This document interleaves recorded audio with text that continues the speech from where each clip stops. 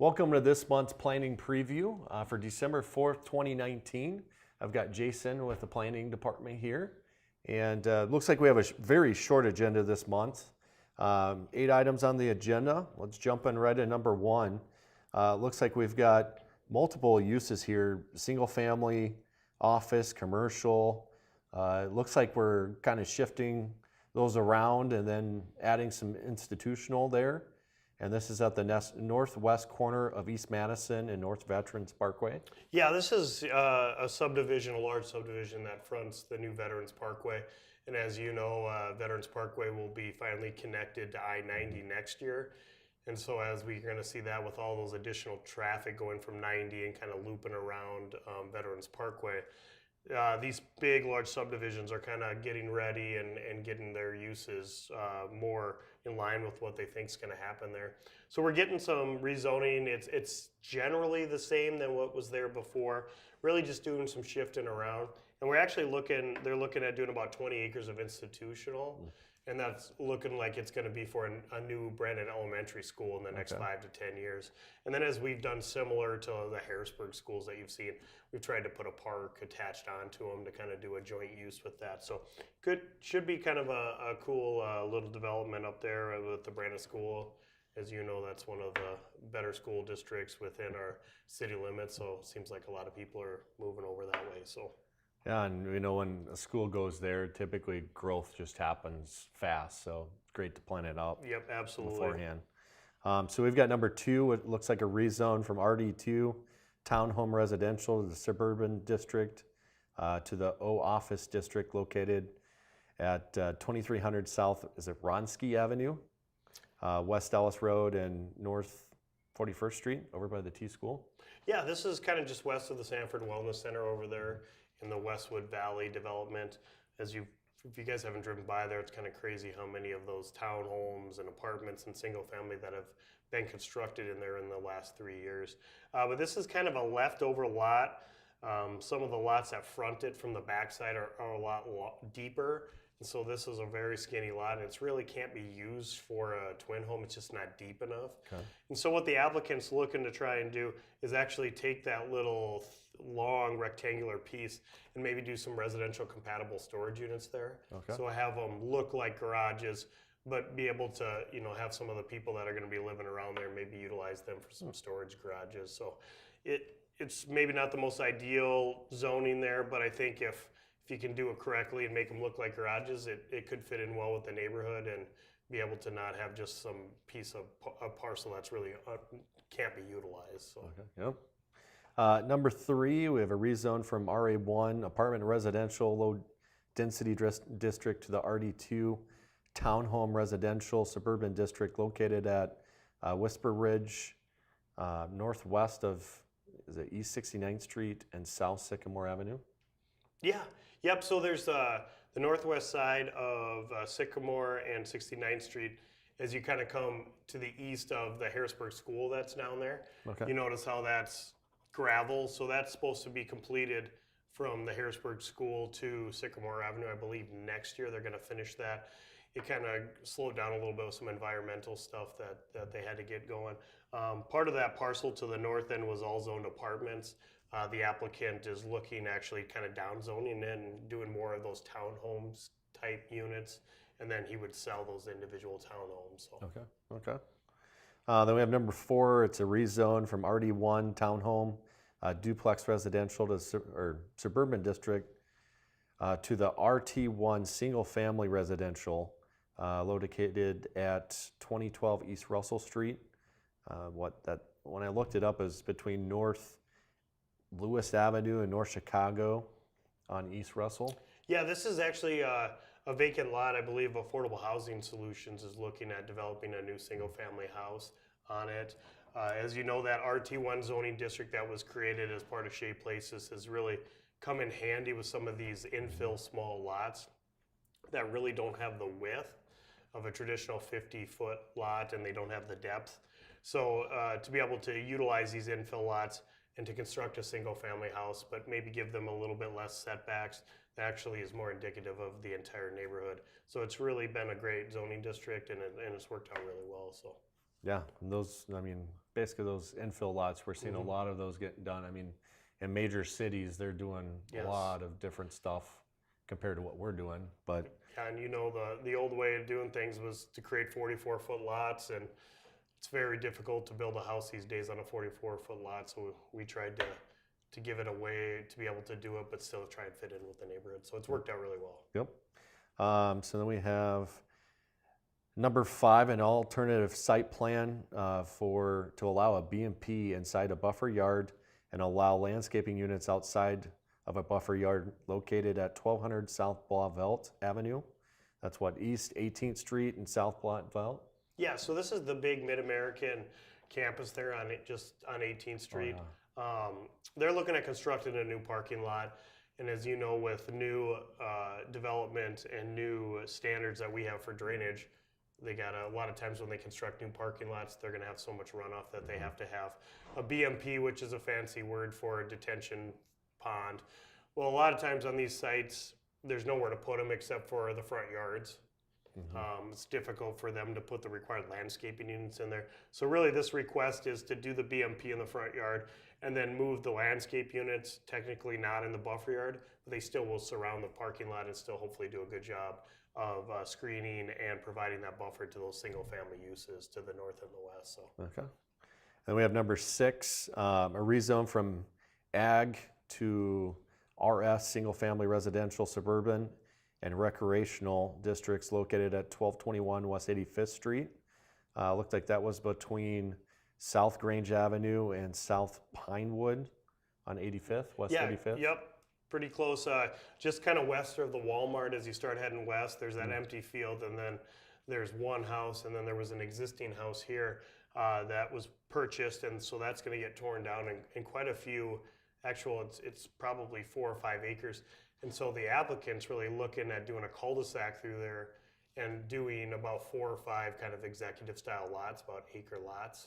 Okay. And then actually do 1 acre or 1 lot to provide kind of a clubhouse with the swimming pool. So cool. It'll be kind of a cool little development, and they're looking to keep a lot of the evergreen trees and stuff along 85th Street to kind of buffer it from 85th, but kind of some nice sized lots that'll be going in there. So Cool. It looks like number 7, we've got a preliminary subdivision plan for Golden Gateway located at the northwest corner of East Madison Street and North Veterans Parkway. Pretty much, is that number 1? Yeah, that's so as you know, we like to do the preliminary subdivision plans, have them go along with the rezoning, kind of give us a preliminary lot and block layout. So this is the one that goes along with number 1, and it kind of gives us the entire 180 some acres, but really the focus of the preliminary plan is for all of it, and then they'll get down to kind of phases of that when they look to construct 20 acres at a time kind of a deal. So really the preliminary plan will be for all of it, but the real emphasis in the next year or 2 will be just that pretty much the front part that fronts Madison Avenue. So Okay, perfect. Then we have number 8, preliminary subdivision plan for the Woods Addition located east of South Pinewood Avenue and Southwest 85th Street. That would be also, what was that, number? Yeah, it goes along with the rezoning, I think. The 2. rezones. Yep, Yep. 2, the one by Walmart, and like Yep. I said, that should, I believe he's looking to create like 4 or 5 executive style lots. So Okay. yeah. Thanks, Jason. And we'll be right back with Russ from the Planning Department. He'll be talking about our 2019 Citizens Planning Academy. We'll be right back.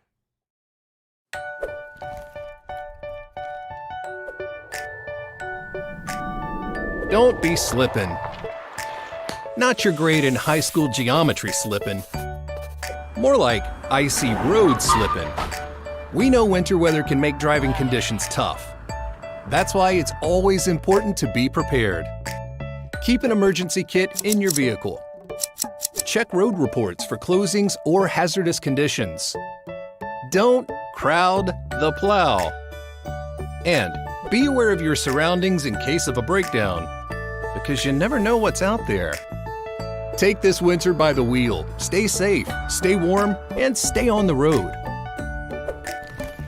Minnehaha County Highway Department, celebrating 100 years of happy highways.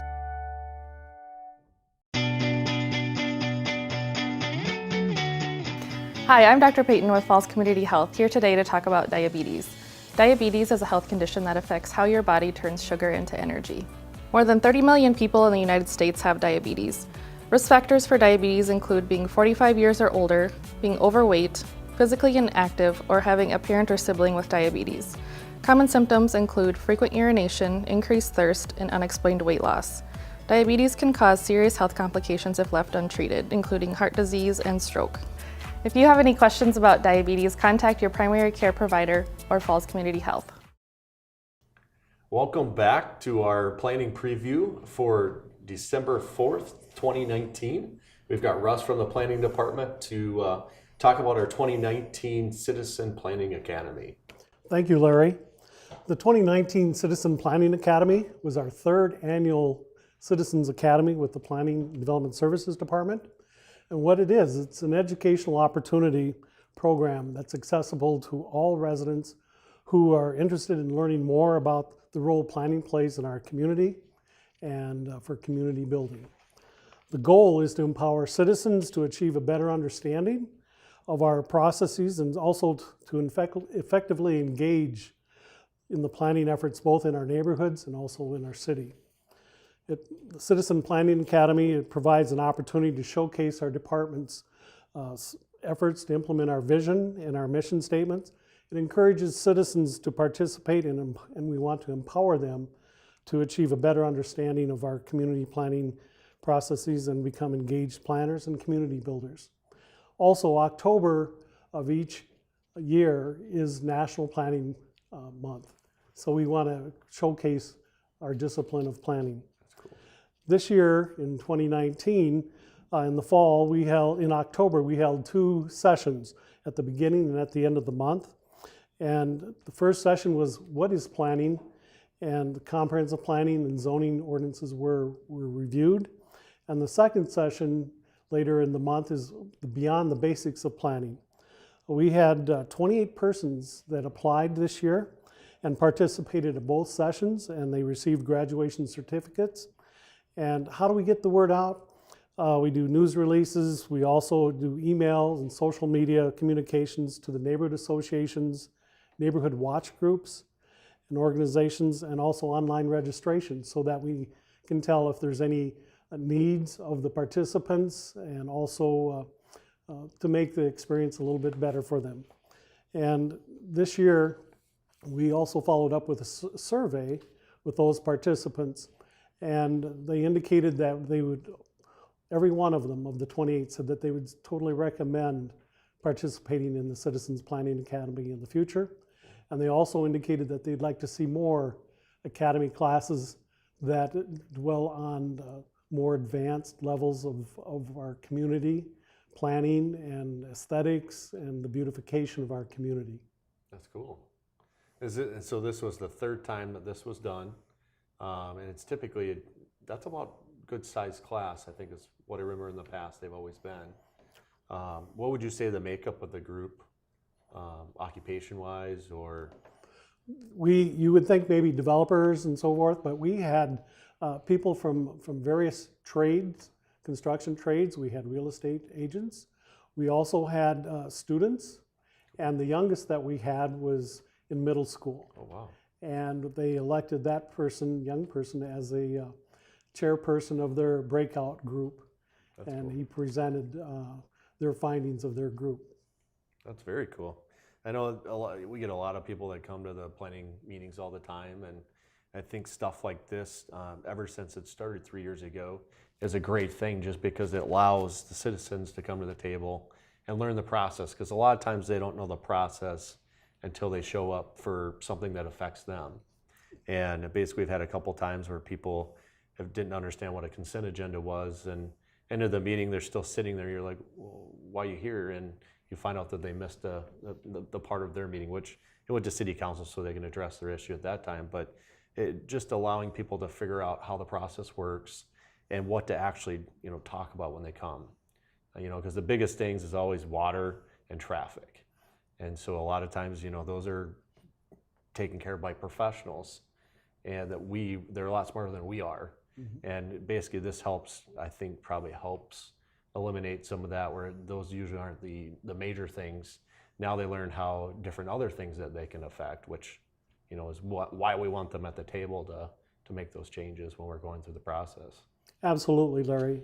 It also provides the citizenry an opportunity not only to understand the processes, but it also allows an opportunity for their voices to be heard, because we will take that input, their information that they share with us in the small breakout groups and some of their opinions and so forth, and we can reflect on that, and we try to answer all of the questions either within the 2 sessions, or we'll do follow-up emails after the academy is over with those individuals as well. That's cool. And just before, we were just talking before, and what'd you say, you've been in your role for 43 years? I've been an urban planner for 43 years. Okay. And what was it, 30 years with the city of Sioux Falls? Correct. Cool. Well, I want to thank you for your 30 years of service and basically 43 years of, you know, basically building our cities, because without you guys, we'd have probably a complete mess. So I appreciate it. Thank you for your time, Larry. Thanks, Russ. And your kind words. Yep. And that wraps up our December 4th, 2019 planning preview. Thank you.